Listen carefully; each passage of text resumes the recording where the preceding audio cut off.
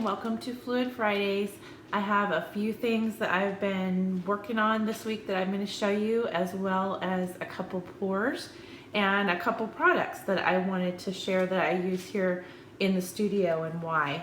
And the first thing I wanted to show you, if you were following along on Instagram, this is one of the dried pieces that I posted on Instagram. I can't remember if I posted the actual pour or just the picture when it was still wet, but this is the one that I used the golden copper, the golden acrylics copper, and it was the tube. It's not one of the fluid acrylics, it's one of the tube acrylics that golden has, but the copper came out really nice. I didn't know at first if it was going to absorb, the paint was going to absorb it. It's kind of come out orange, like the orange here, but the copper really showed through, if you can see that. This one's not been varnished yet, so it has no varnish on it, but I really kind of like that, and I was pleased with the cells, and it dried a little different than it was wet, but it stayed pretty fairly true, so I was kind of pleased with that one. And this is the end result if you're following along. This one was also on Instagram, and this is one, it was a abstract landscape. Ended up being that way. It started out as a dirty pour, flip cup dirty pour, and was all sort of this at the bottom, and I thought it was just too much blue, and I ended up having some left in the cup in the end with a lot of white in it, so I poured at the top and ended up doing a swipe. So maybe I'll show you exactly how I did that next week. I will put the person's name up on the screen that contacted me about this first and asked if, I think it was in the Wax on Wednesdays group, if I had ever done a pour on board, and that she in her own studio does pours on boards. And I thought it was a kind of a duh moment for me, because of course my studio is full of cradle boards for encaustic.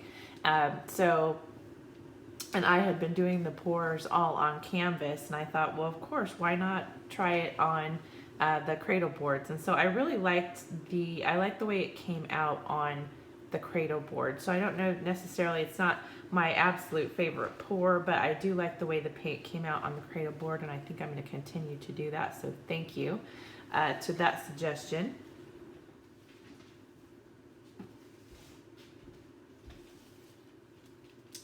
And then this one is my first resin finished painting, and this one still needs one more coat.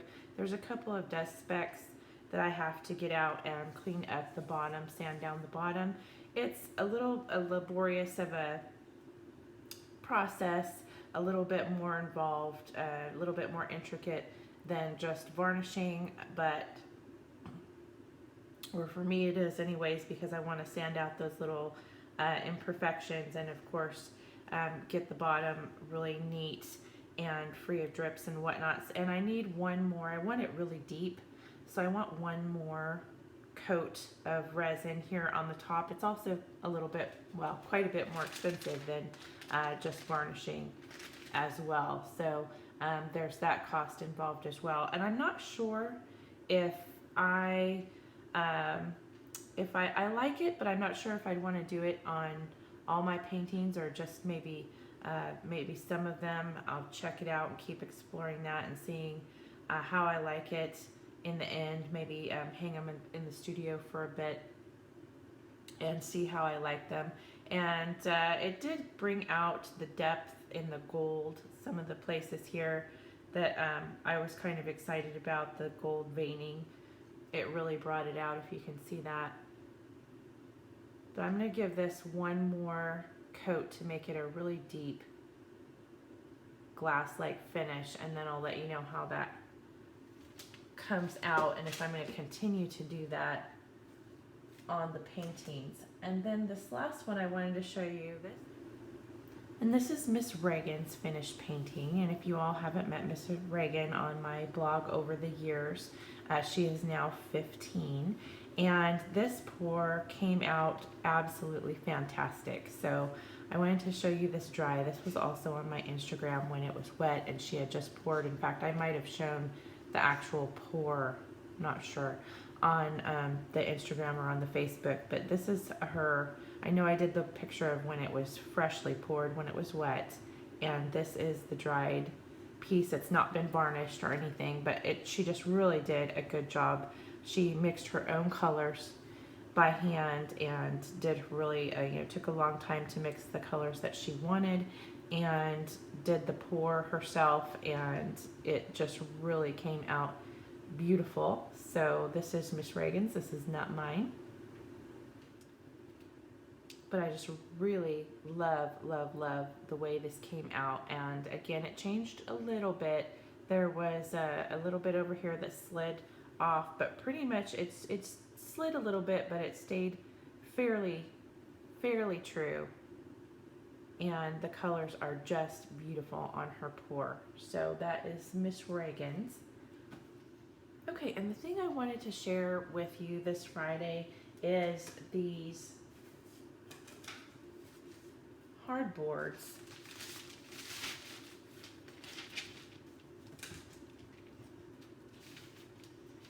Is the hardboards, using them, I use these all the time in the studio as practice boards for encaustic and technique boards, practice boards. If I'm working out a technique or a process or a color scheme, I use these hardboards before I do a large painting, a large encaustic painting on a large cradle board. I work out the technique or the color palette or whatever I'm doing on these small boards. And I also label them on the back with a sticky note, so I can write down what it is that I did or what colors that I used, what process I did, and I keep them filed in the studio. They're flat and it's very easy to get them out and just look at them and decide what I'm going to use on a larger painting. And it's like a library of techniques, and I like to teach this in my workshops as well. It's very good to use these. It's very helpful to use these in the studio when you are working out techniques. Well, I decided to use them on the pours as well.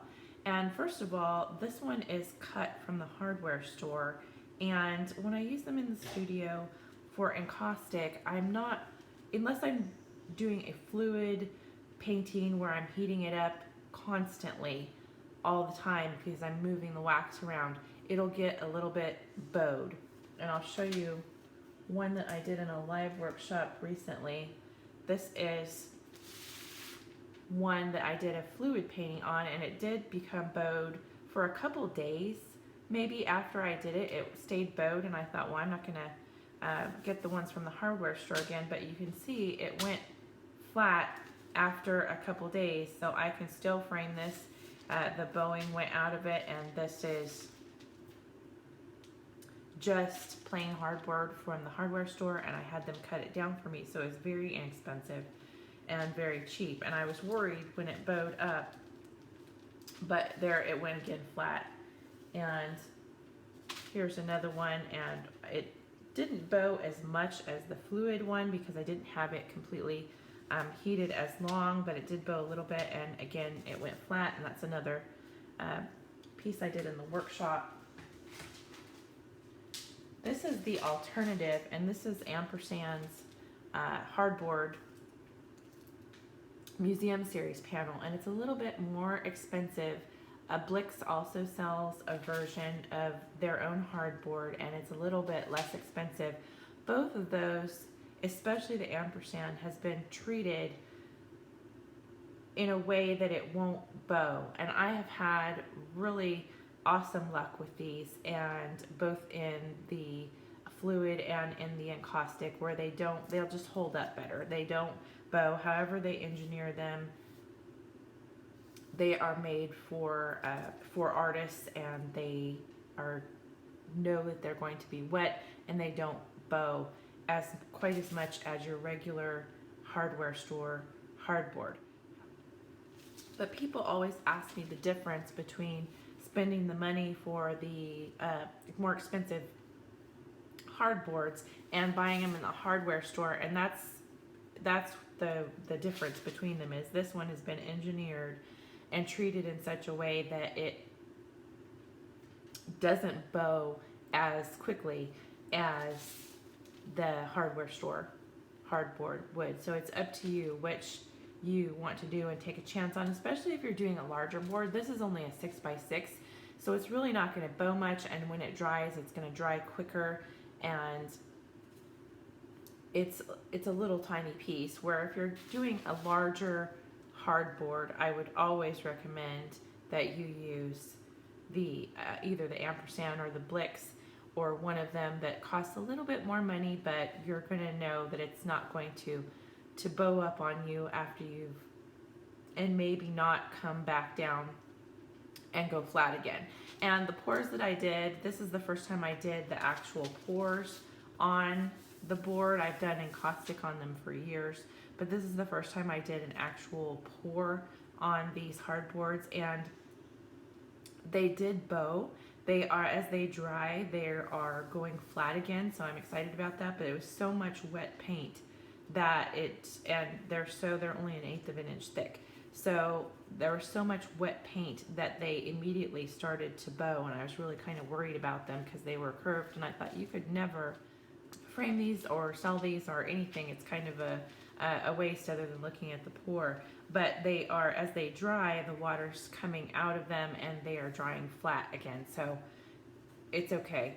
But if I was going to do a larger piece or a serious painting that was going to a gallery or something like that, of course I would definitely use the ampersands.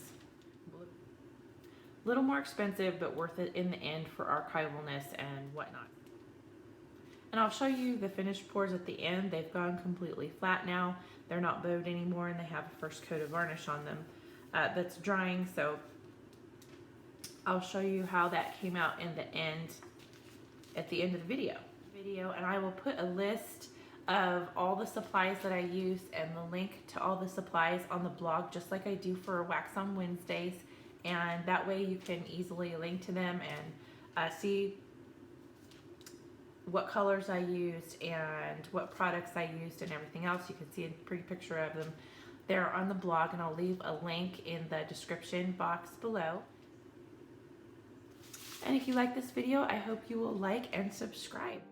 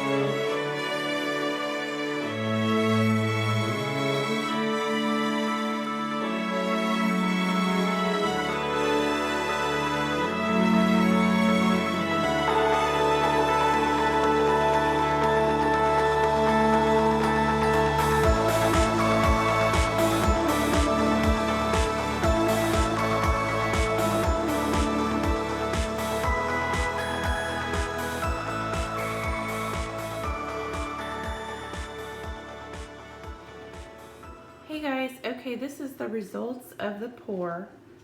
This is the blue one. This is dried, and it has an initial just a one thin coat of varnish. I usually put 3 or 4 on there. I like it, but I gessoed these first with just some acrylic gesso, some white acrylic gesso, and still I see that when it dries, this dark hardboard kind of sucked the color vibrancy out of it. I don't know if you can see that from your end, but it just doesn't look as true as when I poured it. And I don't know if that's the green in there or if that actually that brown is from the hardboard is kind of showing through. I like it, but it's not my favorite, and maybe I would give it several coats of gesso and really prep those boards and, you know, give it 4 or 5 coats of gesso so that brown doesn't show through. I'm not sure. And I can tell more on this one. This one was really a vibrant pink, and I feel like I could see the brown coming through it. It just doesn't look as vibrant as it would. And I don't know, maybe if I paint it black it would show up better, or black gesso maybe, or like I said, several coats of white gesso. I'm not sure about that. And it's pretty, but to me it's a little bit duller. The colors are a little bit duller than they were when they were poured as they dried. And I still like it, but it was kind of shouted at you when it was freshly poured, and now when it's dried on this hardboard, it's changed a little bit, the colors of the pour. This was probably my least favorite, but when it dried it ended up being okay. This was the Ultramarine blue as used as the dark paint, and it came out mostly green, and so it wasn't my favorite pour, but it ended up being okay. And actually it didn't lose as much vibrancy as the pinks did. The pink really lost vibrancy against that hardboard, and this one pretty much it stayed as bright as it was when it was poured. So I don't hate it, but the Ultramarine blue is probably my least favorite as the dark color in this week's mix. This one was probably my favorite one, and it did retain almost all of its vibrancy. And I don't know why that is exactly, other than it did have a lot of green, and the only pink is really in the veining, and maybe that is why that green was able to hold true to its colors better than the pink. And it just stayed really, really nice. Lots of great cells in this one. And this one was probably my favorite pour, and it was the first pour. And this one, all the colors of course were the same, just using one different color for the dark in each piece. And this one was the sap green, used as the dark color. And this is the first pour, and it's probably my favorite, both in cells and also just in the color variation. There's a little bit of a glare, and they do have a first coat of varnish on them, but you can see that they've gone completely flat again, which they were really kind of bowed to begin with. Once that paint started seeping in the hardboard, they really started kind of arching and bowing up, and they've gone completely flat again now that they're dried. So that part was good. It's the part where the color, I feel like the brown is affecting the color, so I'm not at all happy with that. So I'm going to work on that and see if a few coats of gesso won't help that out, and maybe just do it a few days ahead of time and just give them a coat of gesso a day in the studio, and wait till they get about 4 or 5 good coats of white and see if that will stop it from that brown from seeping through. So I hope you had fun with today's pour, and see you next Friday.